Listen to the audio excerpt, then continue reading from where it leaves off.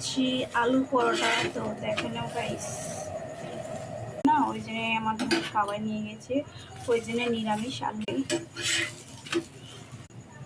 এক এক করে সব পরোটাগুলো বেলে নেবো।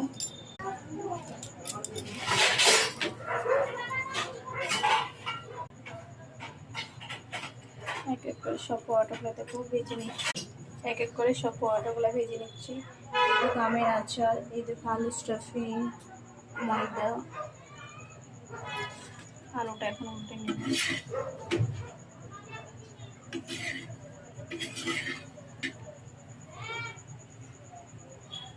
তেল লাগিয়ে নিলাম, উল্টে লাগানো করে উল্টে পাল্টে তেল ভেজে নেব ভালো করে। এটা কি সুন্দর সফট আর ফুলে যাচ্ছে, একবারে লুচির মতন ফুলতে ফুলতে ফুলে গেছে। ওগুলো ভালো হয়ে গেছে, ভাজা হয়ে গেছে।